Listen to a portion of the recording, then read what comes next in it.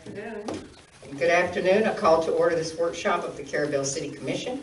It's Tuesday, July 12th, 2022. It's 1:30 p.m. We're in Carrabelle City Hall chambers. Since this is a workshop, the invocation and pledge of allegiance is not required. And there'll be no action taken at this meeting. And I thank everyone for silencing your phones. So we'll just have a quick roll call. Ms. Keisha, if you could call the roll for us. Commissioner Brown. Here. Commissioner Allen. Here. Mayor LaPaz. Here. Commissioner Walden. Here. Commissioner Millender. Yes, ma'am. Okay. And let the record note that our city administrator is here and our city clerk.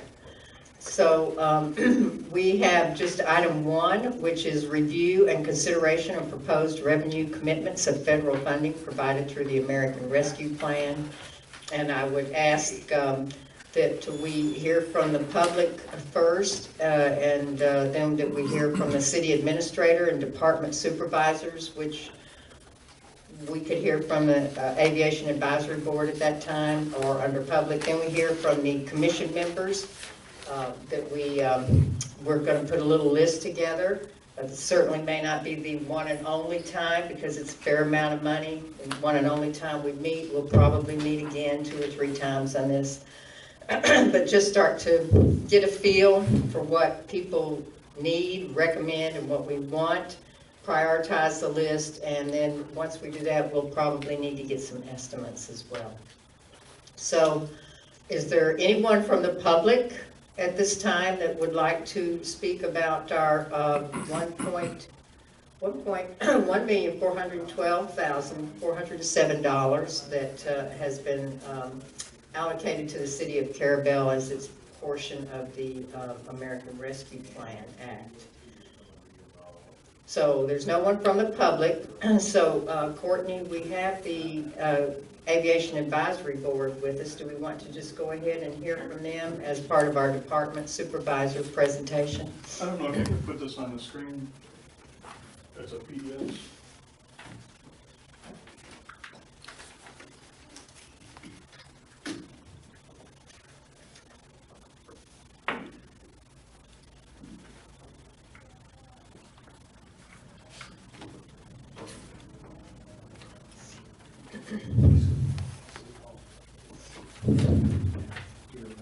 And for those who are not familiar, we all know Mr. Tim Sullivan and this Mr. Jim Bryan.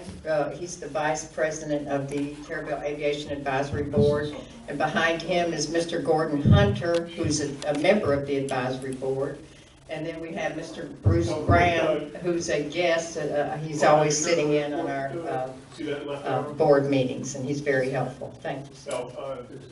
No, up on the, yeah, to the left, right there. No, I guess not. Okay. Then it's just the Carrabelle Airport, yeah. Yes. Okay. Hi, good afternoon, everybody. I've tried to put this picture up on there first before I did anything. This is the area of development that we're looking at. The first one will be over by the fuel system here. The second one is over by the rotating beacon. But before that is done, there's a taxiway that has to be done. And they're out there surveying that now. Okay, thank you. I read up on the Bipartisan Infrastructure Law, and it says at the very beginning of the law that it's intended to rectify decades of neglect and underinvestment in our infrastructure. The Carrabelle-Thompson Airport was conveyed to the City of Carrabelle at the end of World War II to be maintained as an airport. Pictures of the airport during World War II. Oh, there you go. Oh, that was great. Okay. Pictures of the airport during World War show that the airport property was level, clear of trees, and well-defined drainage ditch located on both of the airstrips. And I've got pictures on there also that we will get to about that. So for 60 years, the airport property surrounding the airstrip was neglected, allowing for trees and overgrowth to grow unrestricted. This led to inaccessibility to the drainage ditches that eventually clogged, allowing the water to back up and erode the airport land surrounding the airport. In the last few years, airport money has cleared trees that obstruct the runway obstacles. This effort just barely keeps the trees at bay to pass FDOT inspections. The airport is slated to receive $8 million in the next 5 years from FDOT. Because of the pandemic's inflationary pressures, the buying power of that money reduces each year. At the FDOT District 3 meeting, they said they recognize that the money has been budgeted, but that's the amount they have budgeted in the 5-year plan. So I'll show that later, but that money is like $21 dollars, and we're looking to spend that in 28, 27, 26, 25. So the inflationary rate is going to give us a lot less buying power on that money. The first goal of the Carrabelle Aviation Advisory Board, established in 2016, was to help the city airport become self-sufficient. This goal was achieved with the first year of the board. The city has not invested in the airport other than using airport-generated money since then because of reliance on volunteers and close monitoring of the airport budget. The airport needs a paid airport manager to properly operate the airport. A lot of the responsibilities fall on Courtney. We try to help her as much as she can, but I know she's got a lot of other things she needs to be doing. During the recent master plan development, the top goals of the airport became airport drainage and hangar development to fund the goal of the airport manager. We knew we had to get the water out of there so that we could build, and the only way we can generate enough money to support employment out there is by hangar rent. There is a verified wait list of 15, so any hangars built immediately will be immediately filled. The roadblock to hangar development is the drainage problem, overgrowth of trees and brush. The airport sits on 202 acres of land. About 60 acres are full of trees and overgrowth. There is a lot of standing water at different areas on the airport property and mostly in the same areas as the overgrowth. As stated above, the FDOT is funding is $8 million in projects over the next 5 years. The city can help expedite the new hangar project by removing trees, brush, and opening up drainage. The added bonus in doing this is wildlife control, airport security, and therefore aircraft safety. The Carrabelle Aviation Advisory Board is recommending that $330,000 of the VIL funding be used at the Carrabelle Airport to account for the 60 years of infrastructure neglect, remove trees and overgrowth, repair drainage starting with the areas where the new hangars are planned, and to recover the buying power lost by the pandemic inflationary pressures. There are several local companies that do land clearing. They have the advantage of lower staging costs. So if awarded locally, 100% of that grant money will stay in the local area. This is the upcoming project funding. And you can see that second line that's crossed out is what you voted on at the last meeting for the design of the stormwater upgrades along the parallel taxiway that had to be for the mitigation, which is shown at the next area that's lined out, year 2023, that $100,000 for stormwater management had to be changed to mitigate the wetlands. And then the other thing I want to point on is further down, year 2026, the project funding is not only indicated for the Carrabelle Airport in year 2026. However, Zach DeVoe of Kinley Horn has recently requested $830,000 in year 2026 for the continuance of the design and construction of the taxiway and hangar projects. FDOT will look favorable at the efforts to get more infrastructure out of the funds if we can do a lot of work on the trees and the drainage. That will give us more, return some of the buying power that we lost because of inflation, the inflationary cycle. Carrabelle Airport will receive $5 million funding for actual site work on the runway and rehab construction in 2027. So just to recoup everything, to highlight everything is the $330,000 meets the goal of the Bipartisan Infrastructure Law to rectify decades neglect and underinvestment in airport structure. Returns the Carrabelle Thompson Airport property closer to when the airport was conveyed to the city FDOT will recognize the goodwill that the city is extending to better the airport when able by remedying inflation pressures on FDOT's $8 million grants, eliminating the roadblock to hangar development, drainage problems, overgrowth of trees and brush, and allow FDOT grant money to be spent on new infrastructure projects. This increases wildlife control, airport security, and most importantly, aircraft safety. The advantage of lower staging costs for local companies if awarded to local bidders, 100% of the grant money will stay in the local area. This expedites new hangar growth and bring the goal of airport manager closer to reality. Then if you just further down, you'll see a couple of pictures. Oh, maybe they didn't make it on. Oh, there they are. So there's the taxiway, and the area on the right-hand side of the taxiway, there's some brush there. That's where the new development going a little further down from there. But you can see how clear, and this is over by the rotating beacon, which is just, right now, you wouldn't know it's the same place if you saw all the trees and brush there. And there's a picture of all the trees that have grown over the years. That's on the, that was on the south side, this is on the north side. And then that's the perimeter fence that cannot be continued. That's the area right there where it's flooded so bad. Yes, and that's from standing water. That there's drainage ditches on both sides, the whole length of the runway. Just it goes mostly to the river. But because it's clogged up over the years, it's been draining, and so that area there is a good picture of what is happening to the land there. It's just eroding away because it's not being drained. And then when they do the wetlands thing, they see that as standing water, and it depends on, I guess, what the vegetation is growing there. But if it stands there long enough, it's going to have vegetation that appears to be wetlands. Where this airport was built up 20 feet, the whole entire airport property was built up 20 feet. So anything that's underwater like this area has to be from erosion of the buildup. And then FDOT, I talked to them last week, and they still plan on finishing this.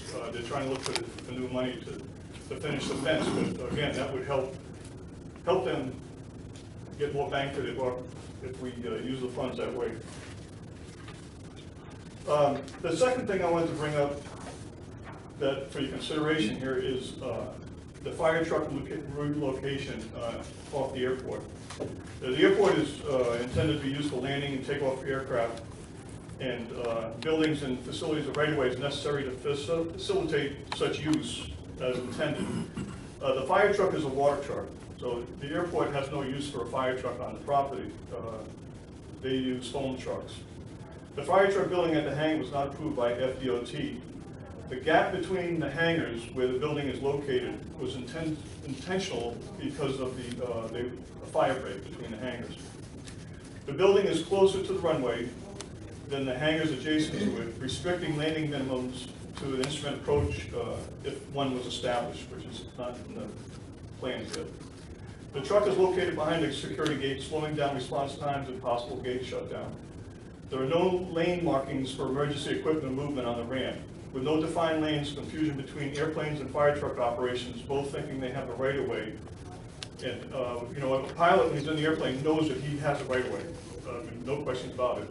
And I'm sure the firemen feel exactly the same way. So let me continue on. Driver training is required for any of the vehicle operations in Part 139 airports, or otherwise known as NIPIAS airports. Carrabelle is not currently a NIPIAS airport, but we try to abide by all those regulations, so the day comes where we can join that program. We'll be concurrent with all the rules. That's when we get stuck in federal funds. It's a big administrative problem to maintain it, so we haven't approached that yet. But if we ever were to get an airport manager, then we could be eligible for federal funding. All that money, all this infrastructure money that's been passed, that you see about, read about, what the airports are getting billions and billions, not these airports that are not 139 airports. So Carrabelle gets nothing. Apalachicola, I think, got a couple $100,000. I'm not sure how much it was. The new terminal will be built right inside the gate, with parking in front towards the gate. So where you see the fuel system there, where the word fuel is, between that and that first hangar on the left, that's where the new building's going. you can see where the fire truck station is between those two hangars. So now, and there's going to be parking in front, right about where that F is. There'll be parking right there facing the building. So we use both sides of the ramp now for aircraft parking, and there's room to drive back and forth. But when that building's there and it starts in 2025, it's going to be very congested and tight in that area. They also use that area, that open area on the south side, to do, I don't know if it's an annual testing or how often they do it, but they set up a big huge pool, and I guess they're checking the capacity of the water system. I'm not sure what all the tests are, but they use that area there for it, and it won't be there anymore when the hangar is built. So I didn't want to make any proposals about what or where or anything like that, because I don't know anything about fire equipment, but I think it'd be worth it to think about moving that station now and maybe putting it down by the CIB building or the water tower down there, where the city owns a lot of land. Any questions on any of that? I'm going to give all my notes to Courtney, so she'll have it and can, if you need a copy. Okay, do y'all have questions or comments at this time? Well, I do. I think I'll start with the fire truck request first, while that's fresh on our minds. Now, you're not requesting funding for that or anything at this time. So, the construction of I'm trying to read on your list here, when the new hangars will start. Runway reconstruction, the hangars are going to start in 2025. Yes, 2025. Right. Construction of 3 to 4 hangars and a small terminal. And so that's going to happen right here in this area. This was presented in our, in the master plan when that was presented to us. So what you're saying is that's going to happen in this yellow area here? Yes. Okay. And then there'll be vehicle parking here as well for the terminal. So you have 4 hangars in the terminal, little terminal building. 3 to 4 hangars depending on the design. And then some tie downs for aircraft over here on this other side on that. Right, North which side. really limits the space now, and we're going to put tie downs temporarily on the grass area where they used to tie down. Okay, and then although it seems minute, you're saying that this fire station building sticks out closer to the runway. It's closer to the runway and higher than the buildings next to it. Taller. Right, so, they project it from the center of the line of the runway up and down and up, and it is closer than the hangar buildings. The hangar buildings are too close also, but the lower they are, the further they are, the lower the minimum landing altitude is. And once you start increasing the minimum altitude for landing, then then it makes it so that the pilots really can't land in bad weather, because they have to level off at too high an altitude. Right. Or can't have an instrument approach. It's dependent on where it's at. You may be able to have an instrument approach, but the landing minimums are a lot higher. Okay. So the airplanes can't get down low to see the airport. All right, okay, all right. So this is basically, right now, what you're saying to us is pretty much like an advanced heads up that this could cause congestion. Yes. And it's a water truck, and water trucks are not used at the airport. You need different type of.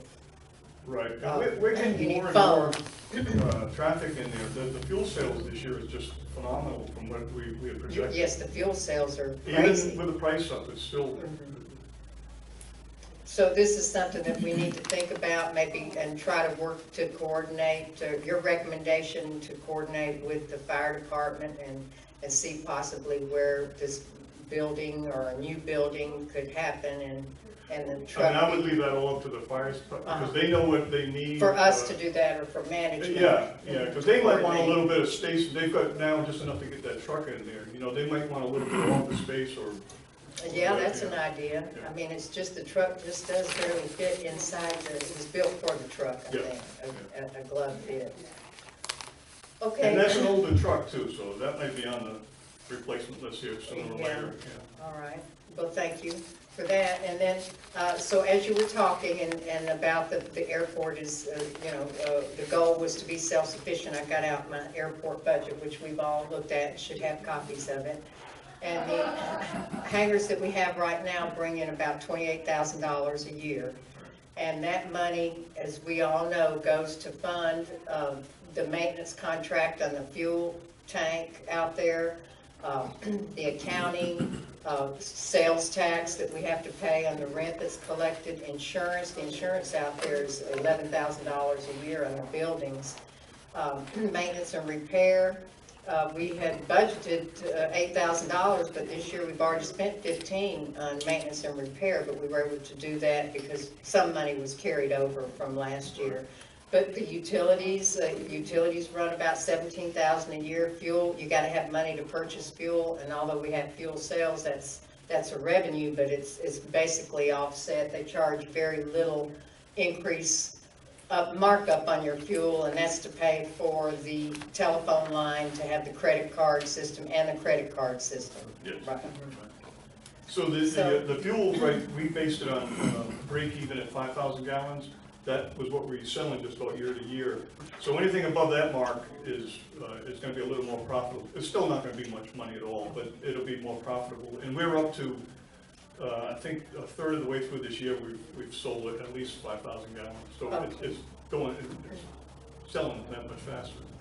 Janitorial services, and then you have your fuel tank maintenance, and then you have Norm lawn care, lawn services to come out and mow. He does he does around the lights, and he kills the grass on the runways and the ramp area.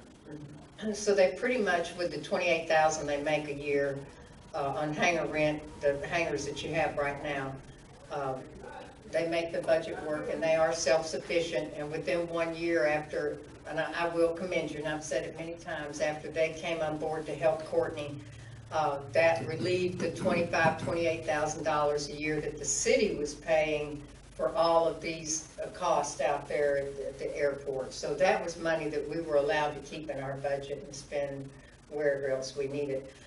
But air traffic has increased, I guess fuel sales and other things have increased, and you're recommending in the future, once we get these 4 new hangars, plus these other T hangars you're talking about, shade hangars, you'll need like a part-time airport manager at least. At least, yeah. Yeah, and that could be something, I haven't really discussed it with anybody, but some kind of training position, maybe from the high school or local community college or something. There's somebody in there that wants to get into aviation management, which is it's a big career job. That'd be a good place to start. So that would be my suggestion when the day comes. Okay, then. I just want to say one thing about the budget too, is the thing that we've had the most trouble with is the unknowns. I'm sure that's in every department, but we had roof problems starting, and we realized that we need to do some preventive maintenance on the rest of them. So it's always, every year it's something. We had fuel system problems, every year it's something, and finally realized that what we need to do is average it out over the last 5 years of what we've come up with unknowns and budget that. So we have an unknown factor in before we start spending any capital money. Right, I was looking in here to see if I could see, we had some roof work done, and it was 1,300 or something. It was 13 or. It was 7,500. No, I take it back. It was 1,300. We got about 7,500 more to do. Okay. So. Which we plan on doing in October. On the hangars. Yes. Then, when you talk about the mitigation, that the $100,000 that had to be changed for flood zone, stormwater management. Right. And actually that was just the drawings that engineered studies on it, not the actual work. That was because of this area here where they're planning to put, I think now I'm asking, planning to put these shade hangars here. Right. These are open air hangars. And this is wetlands. About a third to a half of that going eastbound is the wetlands area. Okay, so to mitigate this, we, or the city, has to purchase wetlands somewhere else. I honestly, I don't understand. Mr. Bruce Graham might understand it. The money goes into a fund. Yes, sir. And that fund, and Keisha might know more than I do, that fund goes into the mitigation fund that buys land. It is, you're supposed to buy land right adjacent to where you're at. But there isn't any project right now, so this one is over to somewhere in the, I don't know if you know where it's at, where they're doing it, somewhere on, around, I think they mentioned Taylor County, or is it? yeah, somewhere Okay. around that area. And then there's one further to the west, but it would be Taylor County. So that $100,000 would buy more land there for wetlands. Basically swapping wetlands for wetlands. Yeah. Okay, so if we fill in this, then we've got to buy some wetlands that are going to remain, land that's going to remain wetlands somewhere else, okay? Until somebody else buys it. Yeah, so that's what we did the other night, or you all did with that resolution. You allowed this $100,000 that was supposed to go to stormwater upgrades, which really would have just been the engineering on it, to purchase wetlands so that this eventually can be filled in and T-hangers put here. Right. Okay. And, you know, I've looked at the maps, and I'm totally not an environmental engineer, but I looked at the maps, and it seems like way back that both those drainages went out to the river.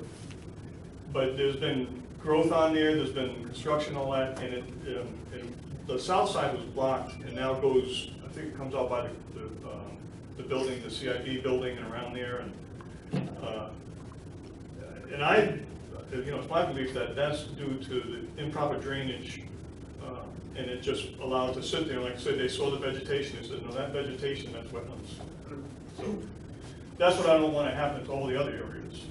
So then you're requesting 100,000 of the 330 to replace this 100,000 that had to be. No, that 100,000, well, the 100,000 was from the stormwater that we had allocated for this year. But we're going to put that towards mitigation. So that $330,000, yes, would help cover Would that. part of that would be the 100 that Will you, make up and for then, the 100. and then additional monies, the 230 to remove trees and that need to be removed Right. to kind of take it back to what it was originally. And At least work in that, you know, work to that goal, but we would, as we clear the areas that we saw that are going to be developed, we try to do as much drainage work in that area, and possibly further down so that it does drain out. And so, and then also conduct stormwater management, Right. drainage, clean out the original jurisdictional ditches that were developed there along the airport, and Right. just try to get that, the wetlands under control, which a lot of it is not really, was not intended to be. No, and this money, like this 800-something thousand that they requested, a lot of that money would have to go towards that. And anytime we got project money, after this one that's going on the ramp, any other project is going to have to be stormwater, trees removed, and all that. So when they give us the money, then we got to do all that, and we can only build what we have left, which is not going to be a lot. You'll only build out with the remaining funds that you have left. Right. And with inflation, it's just all, we all know is getting a lot. Okay. I do have one thing. Tim mentioned that drainage ditch going to the river. That ditch, like others that we have here within the city, Yep. have been left alone for so long with no maintenance, is creating a water issue. Right. They're not draining. However, if they were reopened, reestablished, and maintained, it would certainly benefit those areas. It would. Now And you talked last meeting about the Yes. drainage ditch here. It's the same problem. And I guess that's other places in the city. Yeah, and I was said all that to lead into a question about the drainage that runs from behind the fuel station Right. to the river. in your plan, is there any thought or taken into account about cleaning that drainage going to the river? Yeah, as far as the airport property goes, Yeah, you can't, you'd have anything beyond that. Because if it's held up below there, still not gonna do. it's still not maintained, but we could, Yeah. I'm not sure whether that's county or city property. I think it might be county property. Well, I don't know who owns the property. I'm sure it probably runs into some private property. It is private property, and then Yeah. there's the road, Yeah.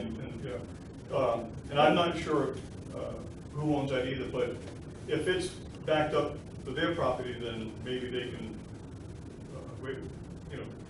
they would have to rectify it. See, I don't know what the rule or requirement of the law is about drainage, but there should be something on the books because they did years ago.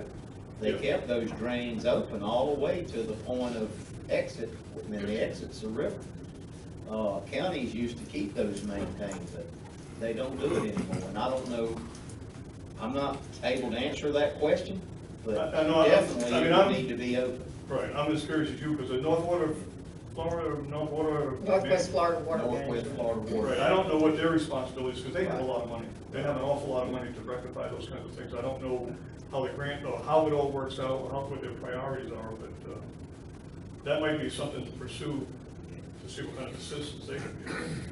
Because this is a problem all over the state of Florida. Yeah, again, if it's not open to where it can get to the final exit, which is the spillway, it's not gonna do a whole lot of good. Right.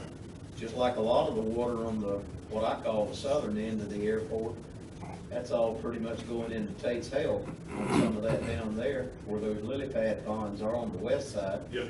And there's not much place for it to go except, which it used to go into drainage ditches along what they used to call Airport Road on Buckeye, but it's now state forest land. Yeah. And some of that used to drain, but anyway, that's a different subject. Thank you, Tim. right, Okay, thank you. and do we have any other comments or questions? Okay, and thank you all for coming today.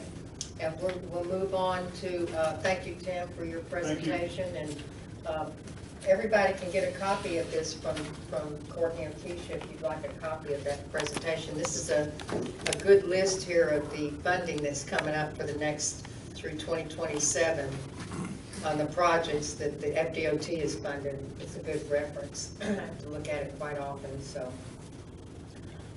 Then we have Charlie Painter here. I think we'll go ahead and let him speak to us from the Department Supervisors. Or is that okay, Chief? All right.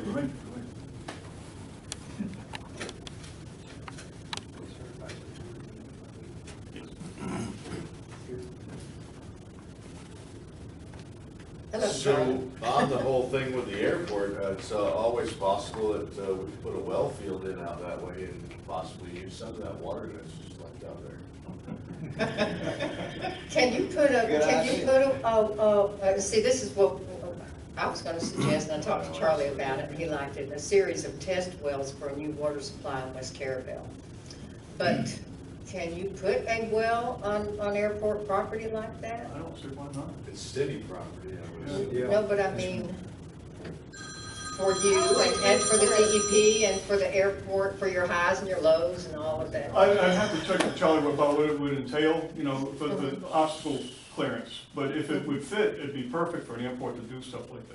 I That's a imagine good you use of could the put a land. tower, but as long as the well was below The ground, well. you didn't have very much on, your pumps and everything weren't very Get it- tall. The pumps are barely as high as Right, this. so that, that shouldn't be a clearance issue. They would be no more than 4 foot out of the ground.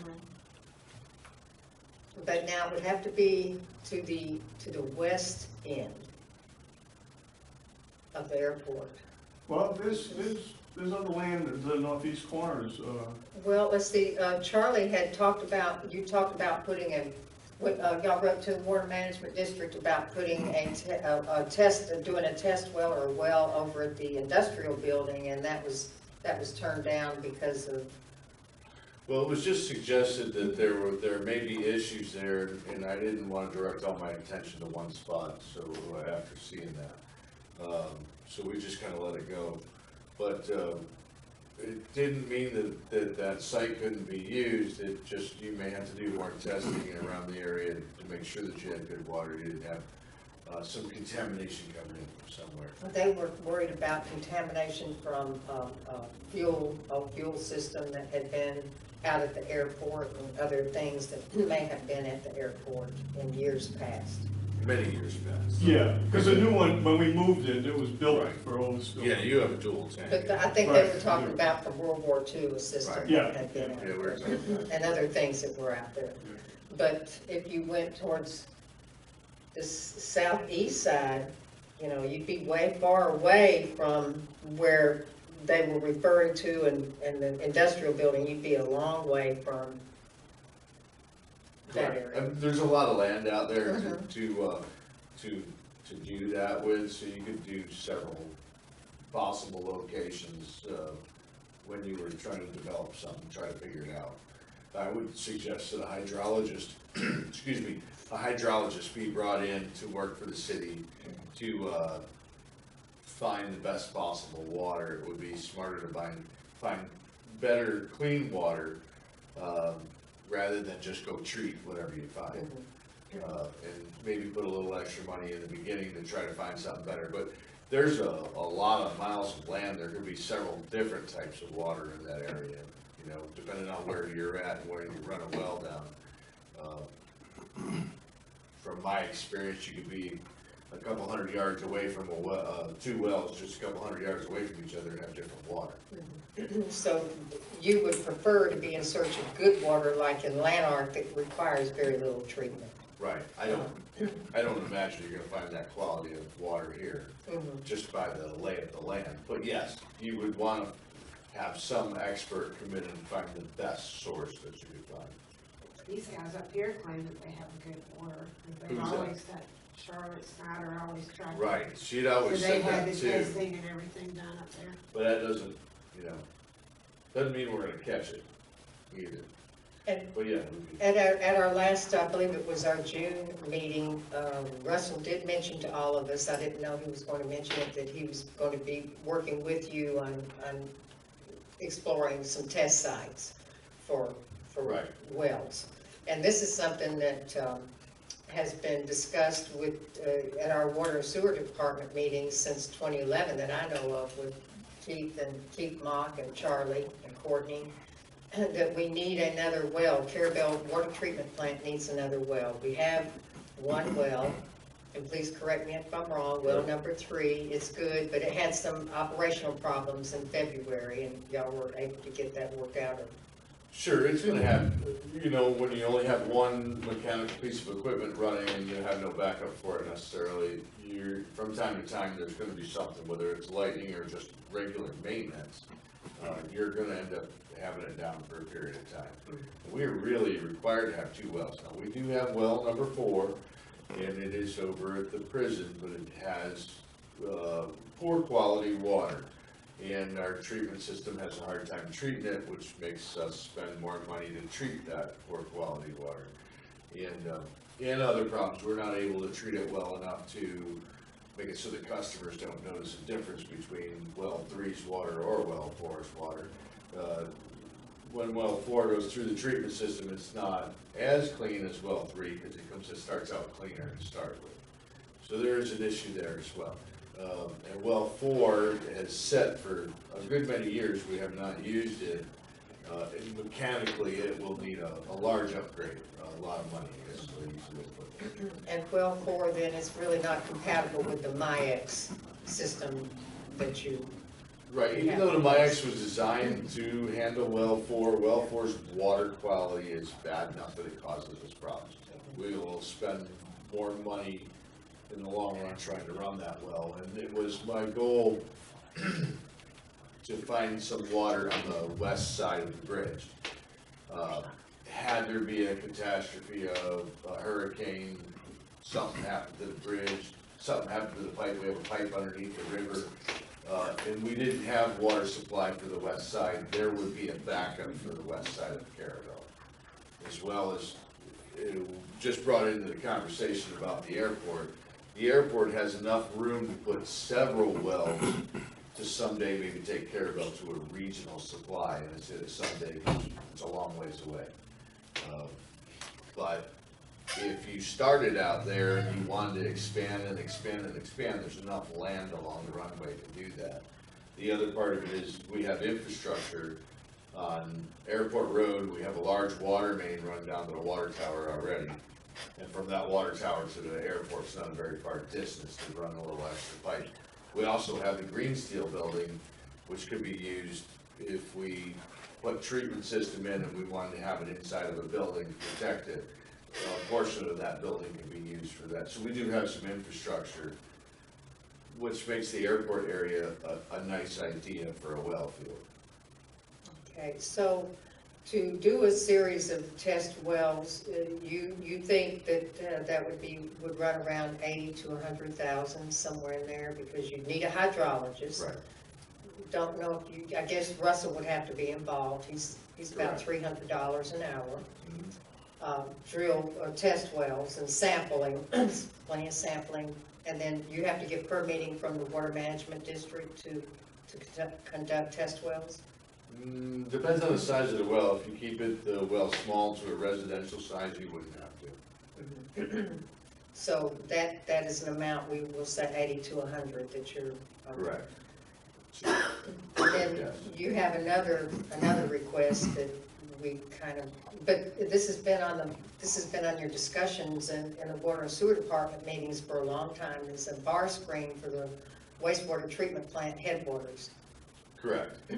We actually had budgeted it this year to be replaced, and I worked really hard to get it done, but the cost of materials and construction work got over what we had planned on budgeting, and the price kept escalating, and so we backed up and bought parts to rebuild the bar screen that we have now to get a few more years out of it.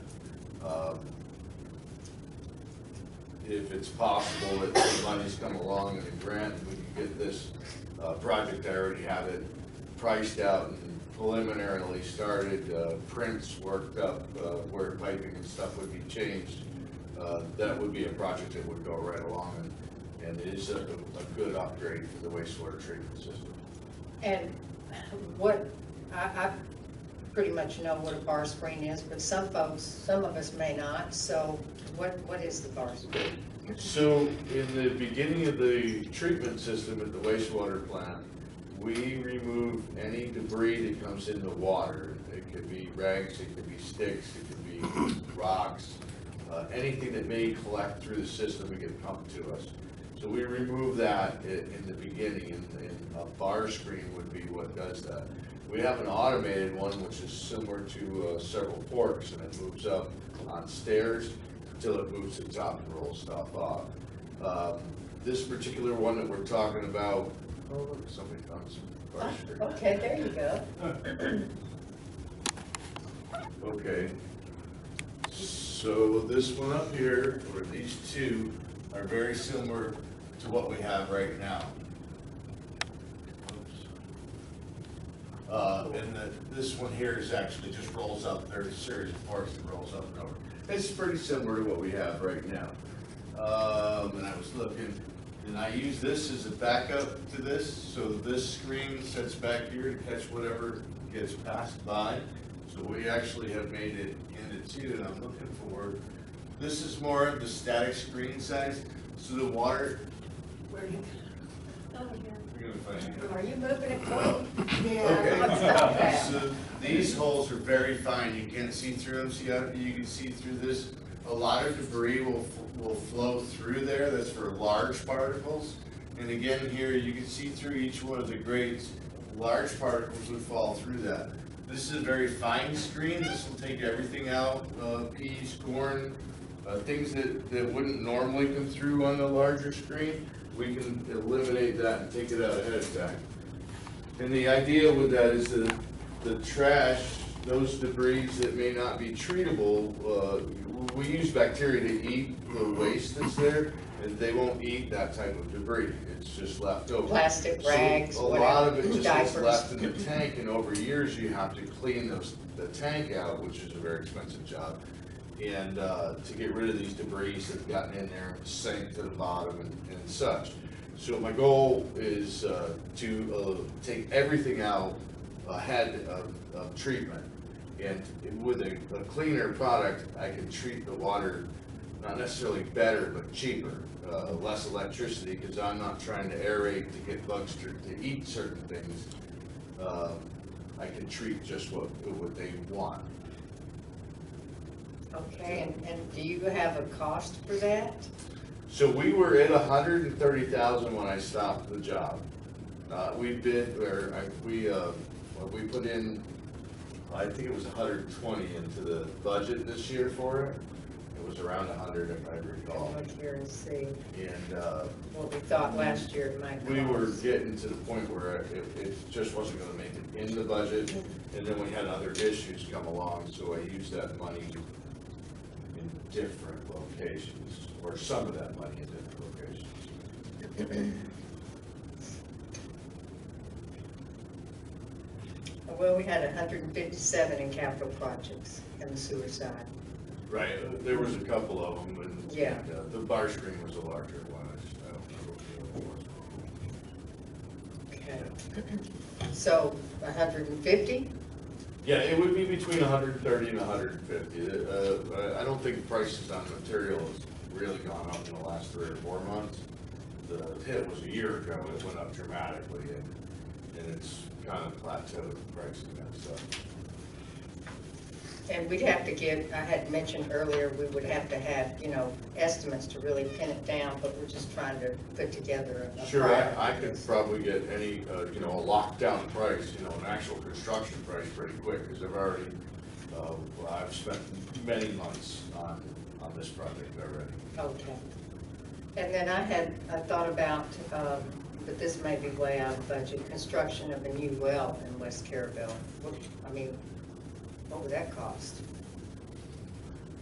So Russell says rule of thumb is $1 million. Okay.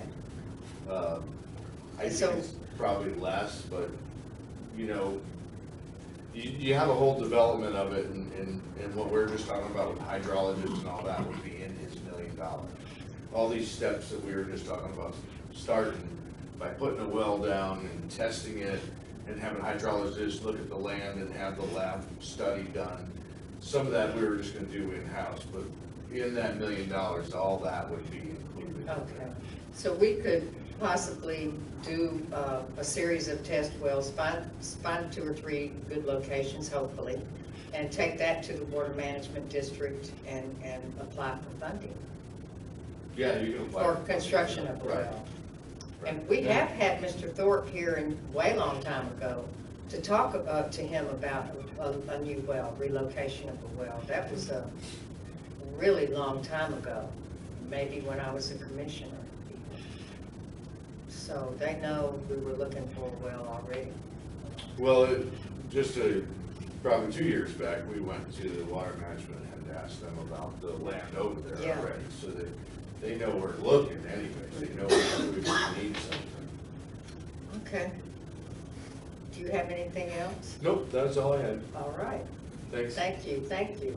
All right, so we'll listen to Mr. Chief Schuman now.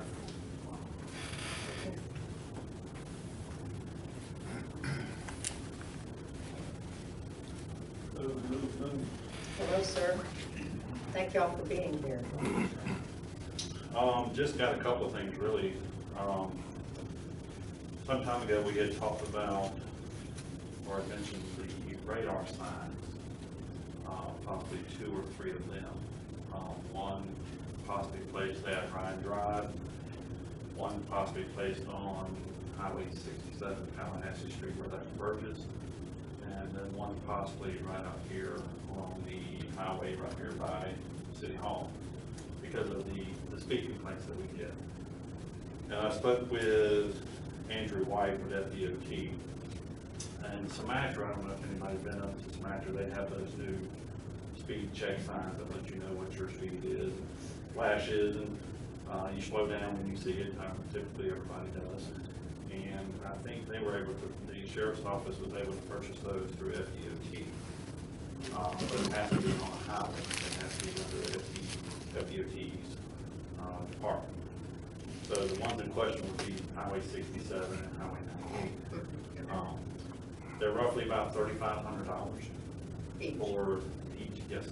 For the stationary ones, they do have a portable one, that's $2,800 where you can move it from location to location. But the issue with that is it's only got a battery that's good for about a month, and you have to take it down and charge it for a few days before reinstalling it. Where the ones with the $3,500 price range are solar panel, charged by the sun, so you don't have any maintenance on those. And they're, just what they are. You can put your posted speed limit sign on there, you can program to what you want it to be. You can put any type of message on there as well, like slow down or going too fast or whatever the case. So definitely something we need to look at. We still do get a lot of complaints about the Peterson, Tallahassee Street, Ryan Drive, of course out here as well. People don't realize the speed limit change out here that comes into the city to 35. So the other thing is tasers. We need to look at purchasing new tasers. They are roughly around $3,600 each for those. The ones we have were purchased by Chief Hunting, but they were reconditioned and repurposed tasers. We have a few of them that are not working now. I have reached out to someone who sells those, and they said they will not even work on those now because they're so out of date. These are some of the first tasers that came out. They came out several years back, the X26 models. So I have been in contact with Axon in reference to the new tasers, which are the Taser 7, and they're roughly about $3,600 each for that. And then the other thing I was going to ask about, we have 6 vehicles in our fleet. 3 of them are new, 3 of them are old. The 2 oldest ones is the 2015 Ford Taurus and the 2016 Ford SUV that we have, and then the Chief's truck. I don't know what your model it is, but it's got a little over 80,000 miles now. And so I was hoping maybe to purchase one more new vehicle. Of the 3 new ones we have, 2 of them are paid for. One without the CARES Act money, the other one was just paid off over time. Actually, I'm telling you wrong. One of them was paid out of CARES Act money, the other one was paid off of the wrecked Dodge insurance money that we got. I went ahead and paid it off, so we only have one paid now. All right, that's good. So So what do you think of police car, with it decked out and everything? well, the vehicle would be roughly $35,000 to $40,000 for the vehicle, and then she's around $5,000 to equip it. So somewhere between 40 and 45,000. Right. Okay. But if we get a new vehicle, then I can take one, if I take the Taurus out of the fleet, then I can use some of that equipment out of there to put into the new vehicle, so it would save some money. And how many tasers are you suggesting? We're looking at 5. 5. Yep.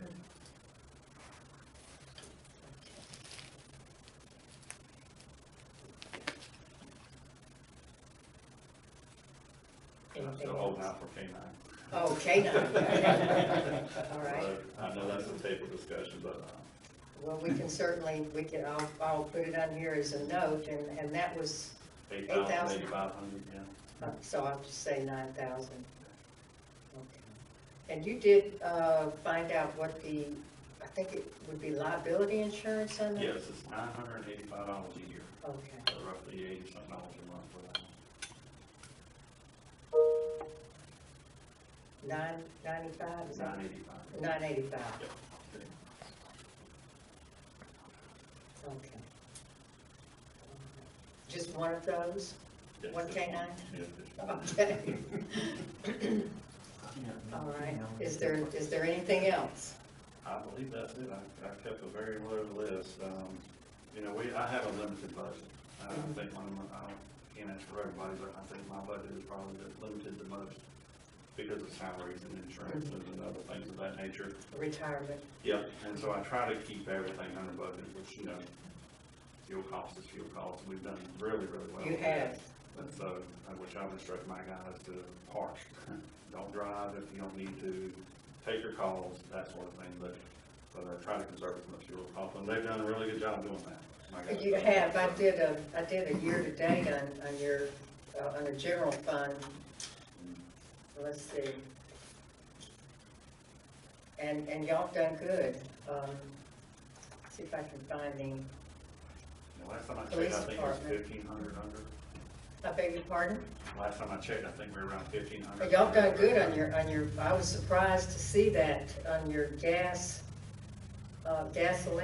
you had 1,200 budgeted and you had only spent 10,500, as of June the 24th. 12,000. Excuse me. 1,200. I beg your pardon? That doesn't sound so good. You said we only But had 1,200, it- but you spent 10,000. Right, you've got 1,400 left, Yeah. but with the gas prices, I think you've done very good. Because that is your, that's their office, is their vehicle. Right, yeah.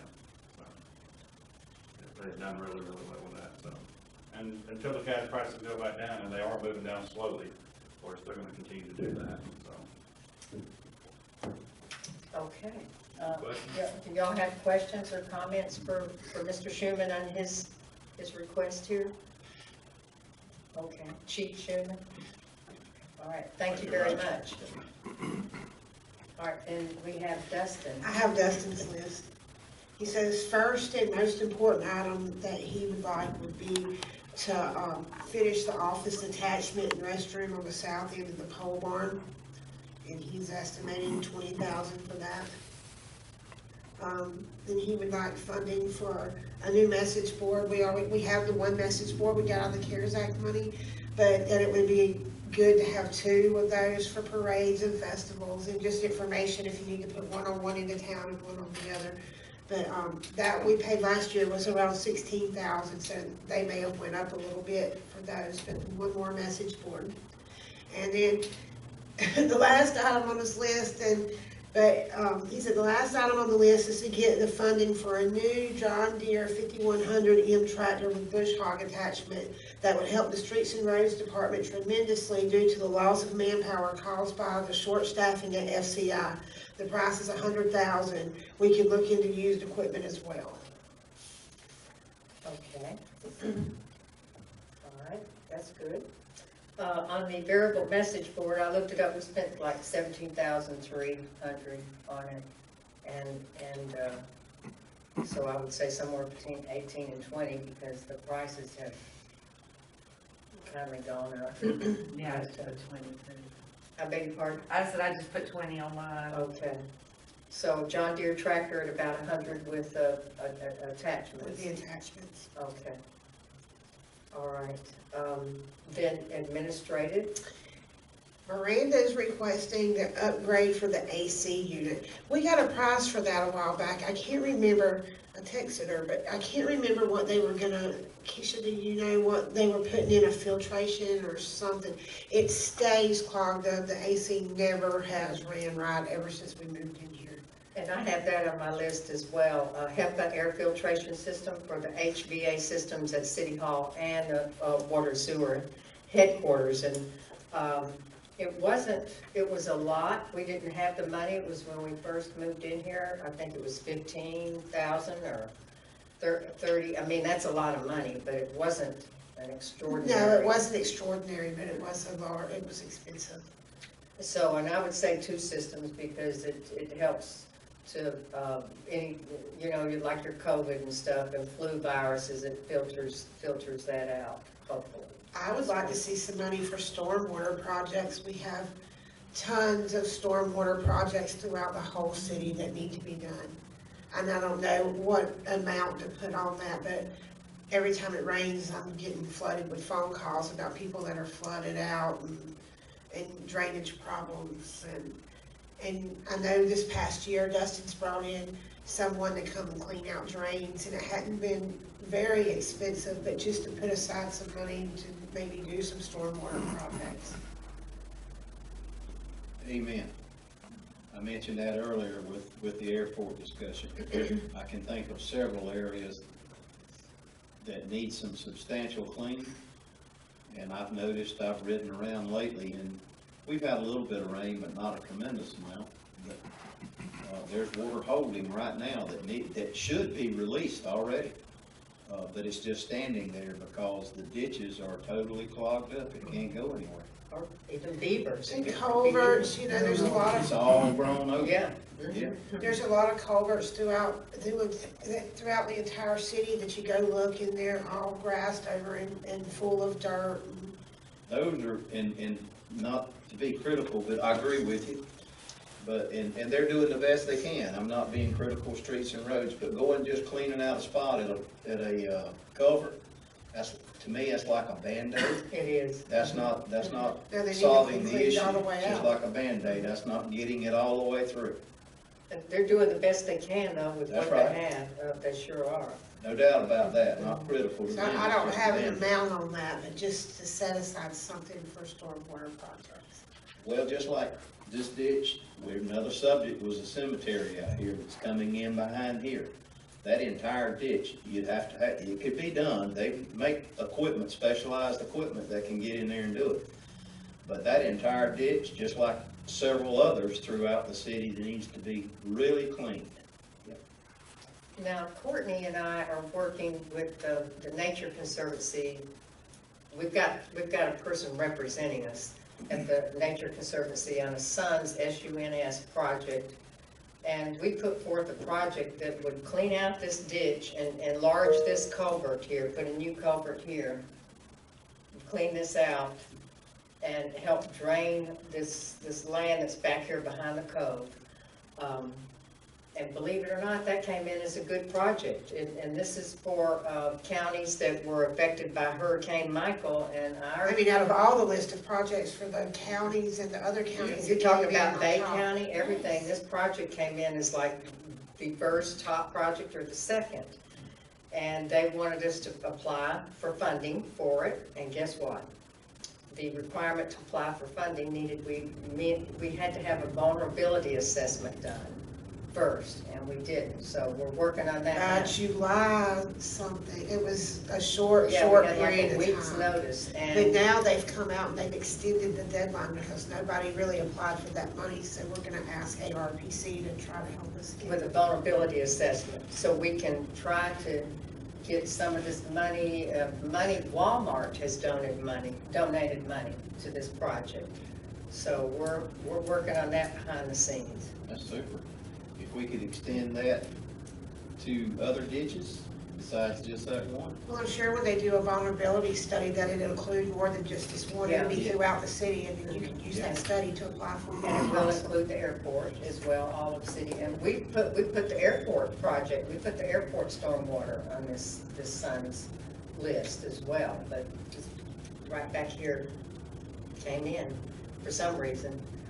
So, stormwater, HEPA air filtration, and was that, those were the radar signs? up Yeah, there? those were the radar signs Okay. that the chief was talking about. All right, and I should have asked him, he talked about stationary and portable, so the one he's recommending would just, they just stay They that would way just stay there, it would be a solar panel. forever and ever, okay. This one has a solar panel on it. My question about that is, do we have to get approval from DOT? If we put one on 98, but not on 67 and Ryan Drive. We wouldn't have to from the county? Maybe They say it's count. our road. Yeah, they wouldn't mind. It's depending on which end there. Well, exactly, but they're saying anything in the city limits is the city's. So, yeah, which end? So, okay, all right, and that's it. I wish I had I can think of a bunch of other stuff. Oh, I know you can. All right. The portable signs, I know what the chief was saying, and I support his request. I think it's good. The portable signs, though, seems to be, you could use them more than just one location. If people gets used to it being at one location, I see the SO moving theirs around, Sheriff's Department. And if they get accustomed to it being at one location, they quit paying attention to it. But if you could move it around different locations, to me, it looks like it'd be more effective. But that's just a thought. Is he still here? No, he left. Oh, There may be a way to mount a solar system on that too. I mean, that should be pretty easy. I You can see think- just the way it is like that. if I'm not mistaken, the one that I saw in Lenark had a solar system on it, and it's portable. Yeah, they have a portable Yeah. solar sign Yeah. you can Okay. get. All But that's right. just a thought. And so, okay, well, we've heard from the public, and we've heard from the administrators, the administrative and the department supervisors, so, do the commissioners have a want list or suggestions of some items? I just got here, I'll be thinking Okay, that. I love the stormwater deal. all right, I know you do. I'm a victim of it, I know, Okay, I know. all right. Yeah. We're glad to have you back. Well, thank you, Mr. Cal, or Commissioner Allen, whatever you want me to call you. I prefer Mr. Cal, but. Or No, cemetery property, that's a big one. Yeah, I've got that on my list, but if someone else wants to talk about it, go ahead. I can list mine, I just have a few, but the main one was land acquisition for cemetery and, more boat parking and just general parking downtown. Boat trailer, truck trailer.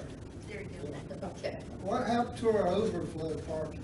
It's No one there, parks nobody there. uses it. Huh? It needs to be more established because it Yeah. just looks like a grassy lot. It doesn't look like a parking lot, so people don't know they can park there.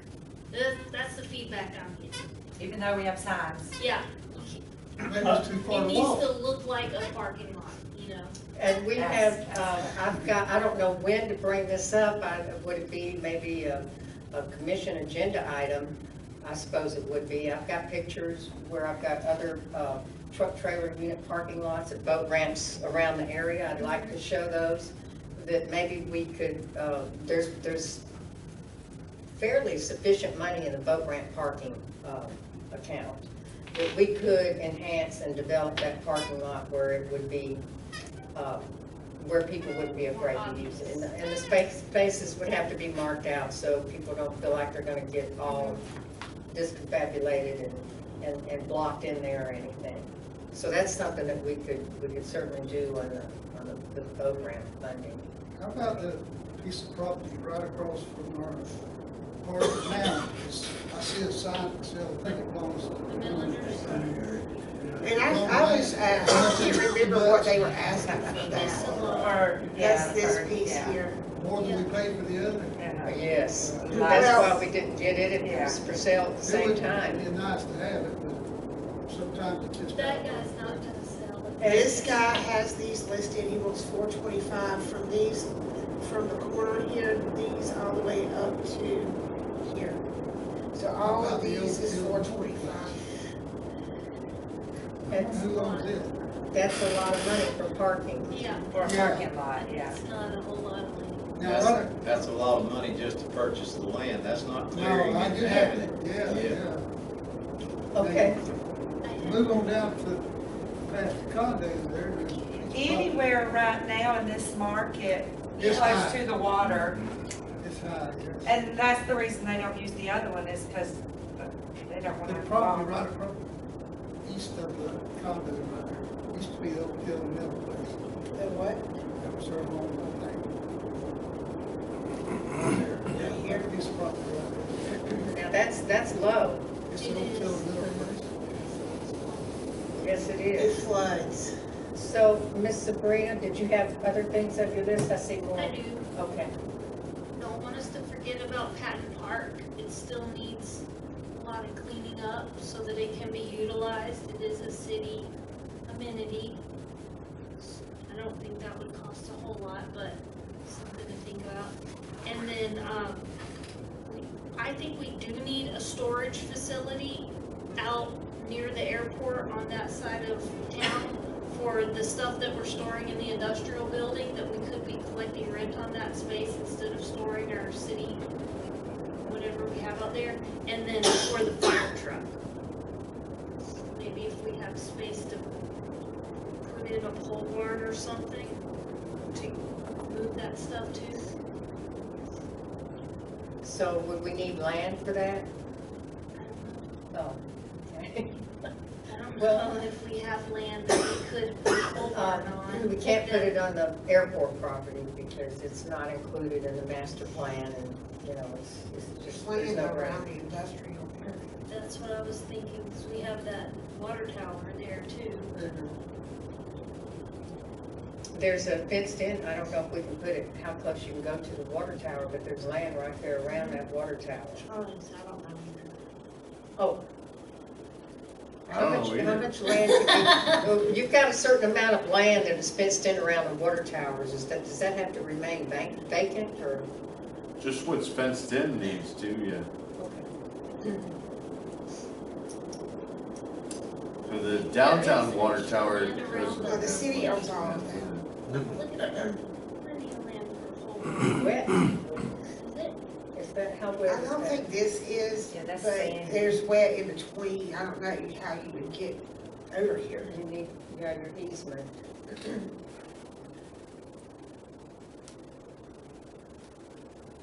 The best thing to do is like look on the water management portal, the flood portal, Northwest Florida. I can do that from right here. That tells you what the flood zones are.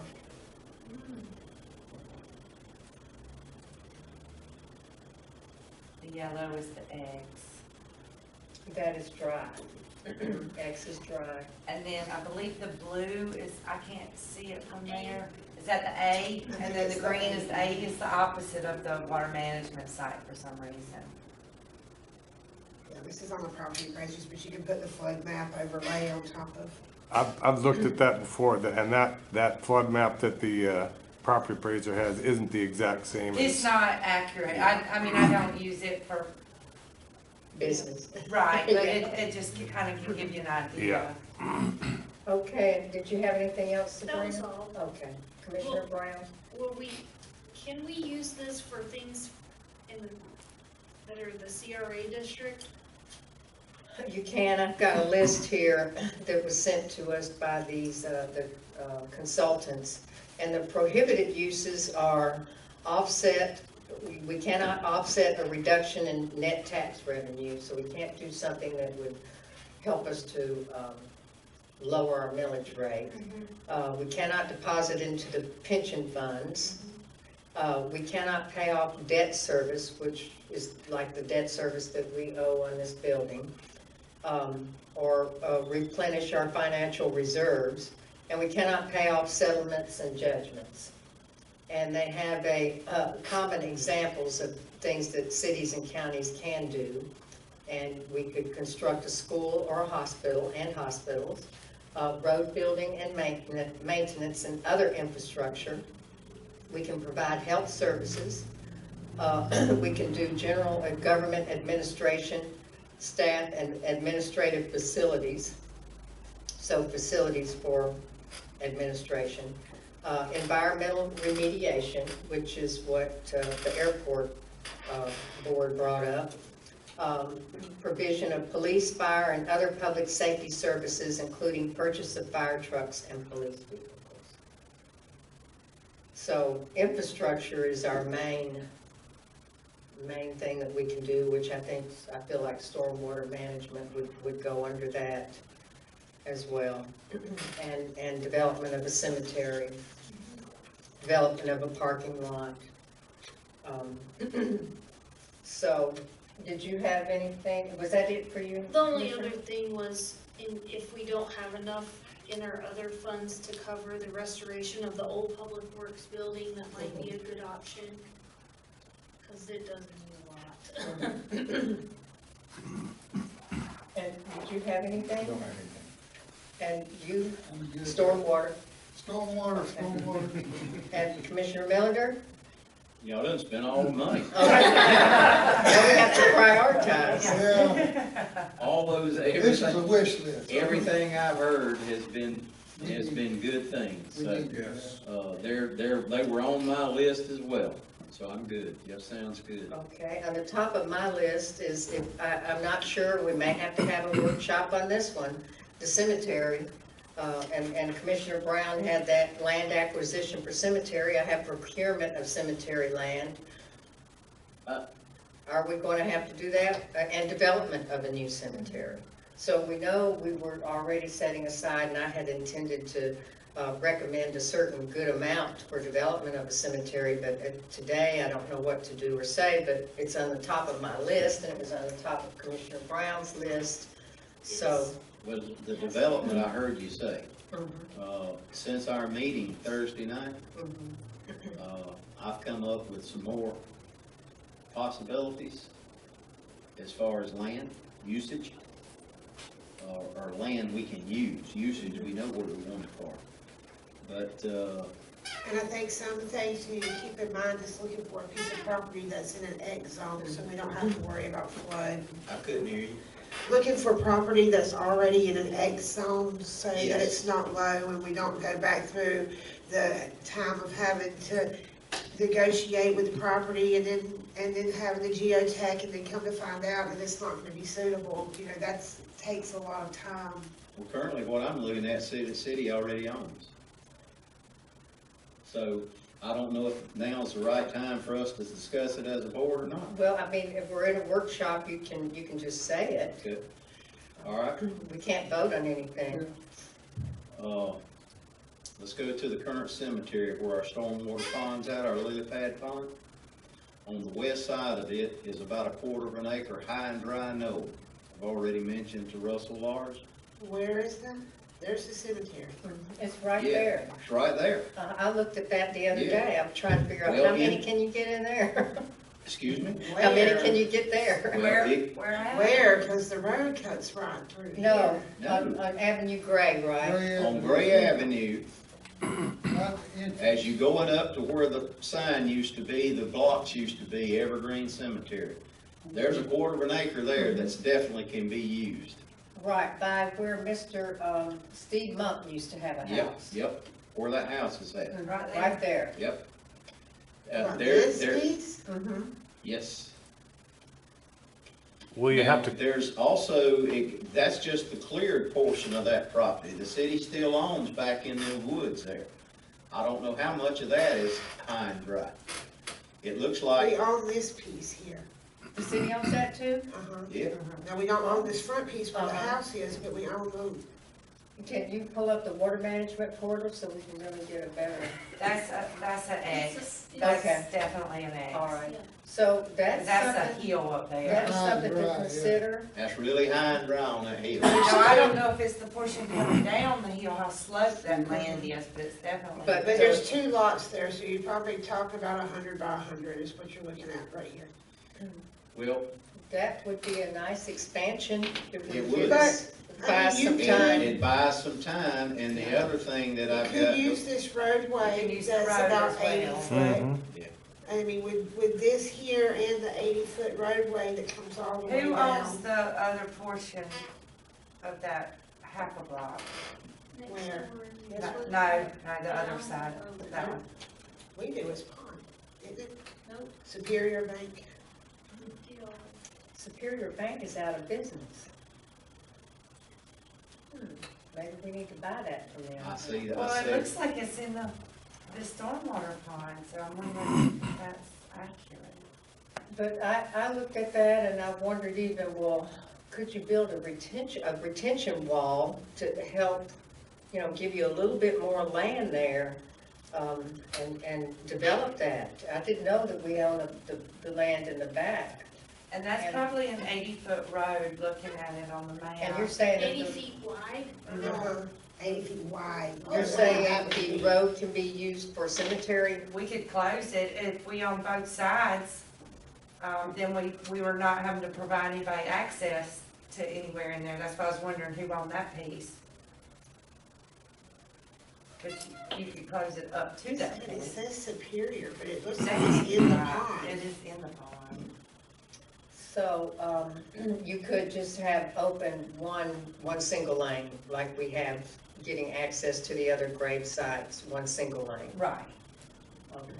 Well, maybe we need to have a workshop and see if we can work on that. Okay, there's more to Mo. Oh, okay. Well, we'll have a workshop. Okay. All right. Yeah. I had, had some quick preliminary discussion with Russell Lars. He fairly familiar with it. He thought it was an excellent thing to look at and do. It would definitely get us out of a kind of a bind right now. Yeah, it would be good, I think.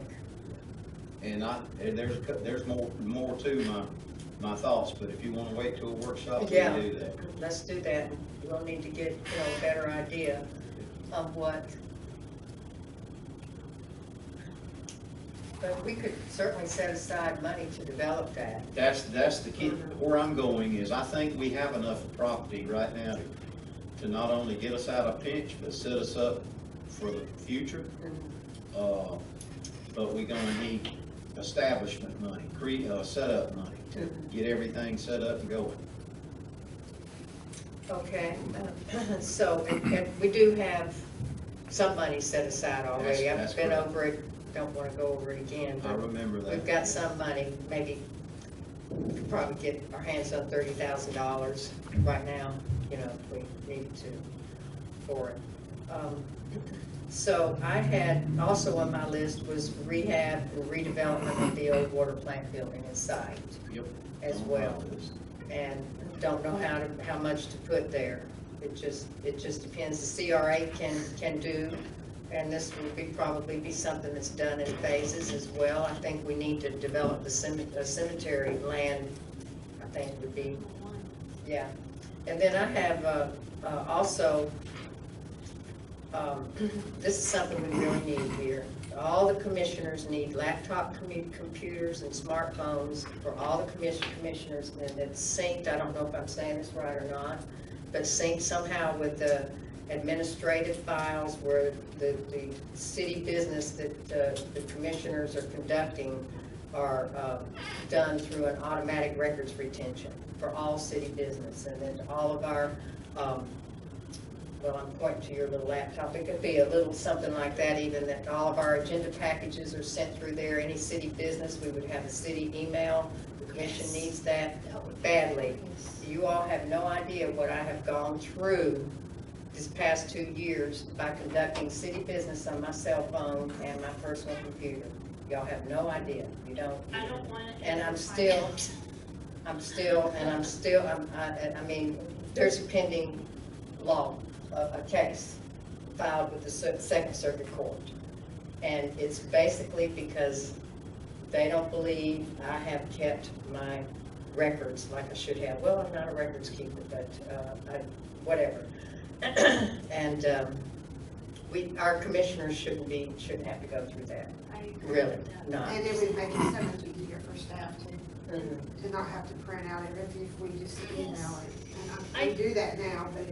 I talked, when I first became a commissioner, I asked, why don't we have the email accounts? But I know it was a pain to switch them around and whatnot, but I think that is extremely important. It is very important, and we've got some folks that are running for commissioner right now that I know that they will have, these people will have their own cell phones, they'll have their own computers, and one of any of those three people, and they may not want to have their computer contaminated like mine is, and my cell phone. I mean, it's nothing, and nothing I have is personal. Yeah. I have nothing that's personal at this point.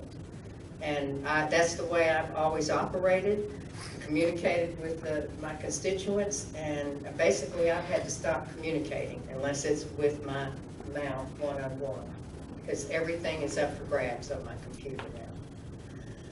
That goes for all of y'all.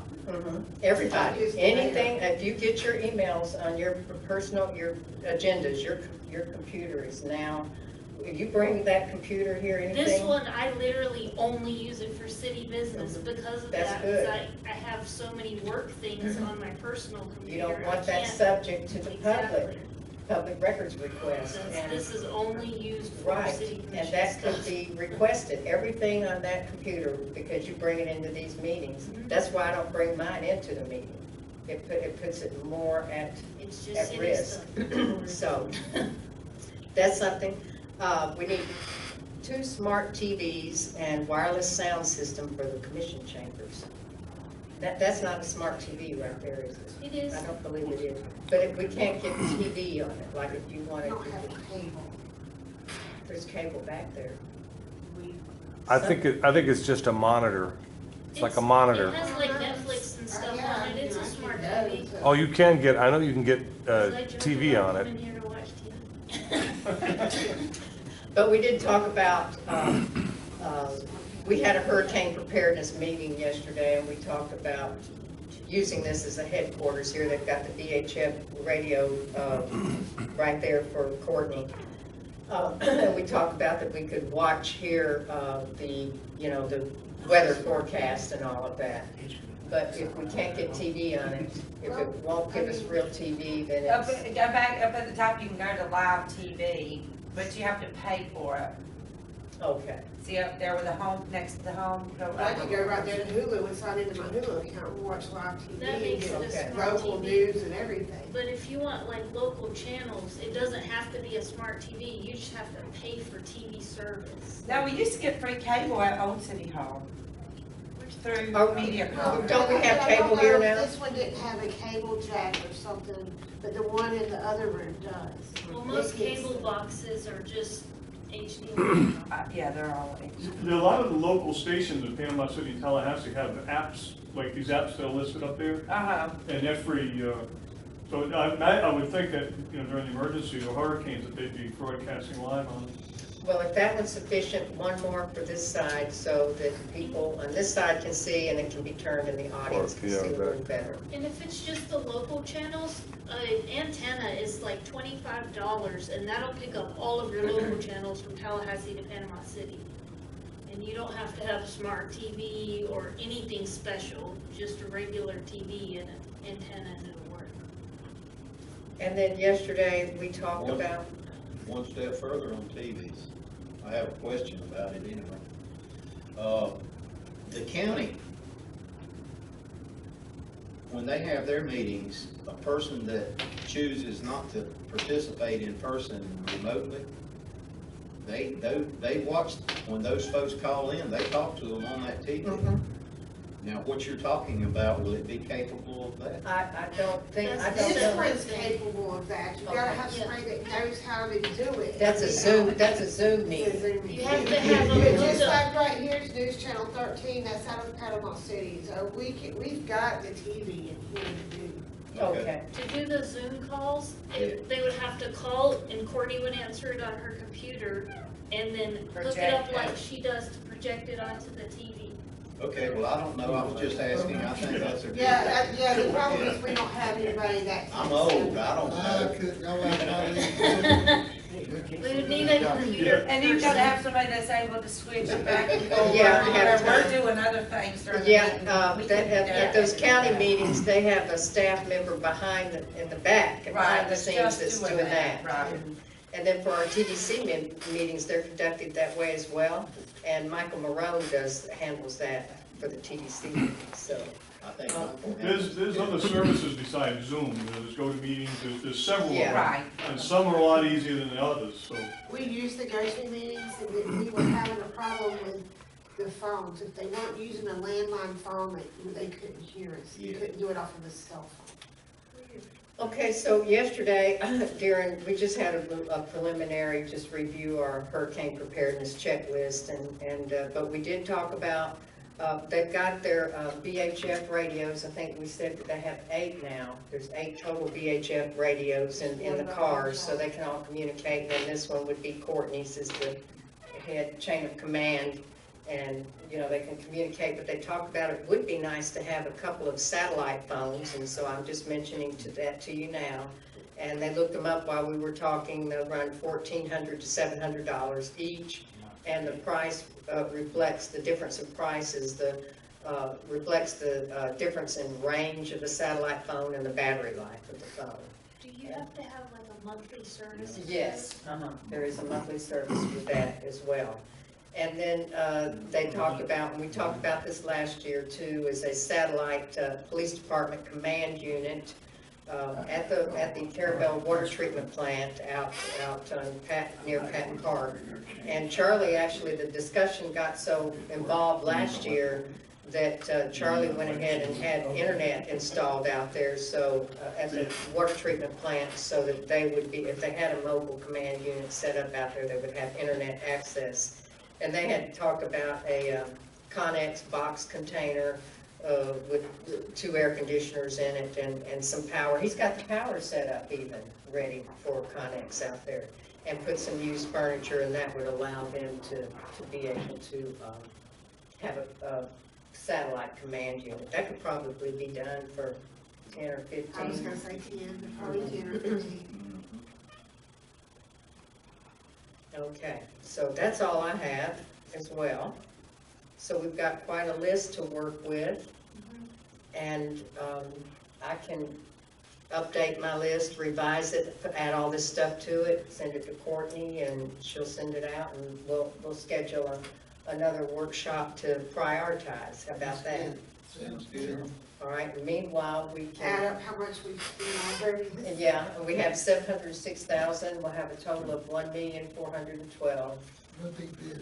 Yeah, so, but think about, they suggest to do something that is lasting, you know, something that will stand the test of time, like development of a new cemetery or expansion of a cemetery, that type of thing, and test wells, and to improve the airport.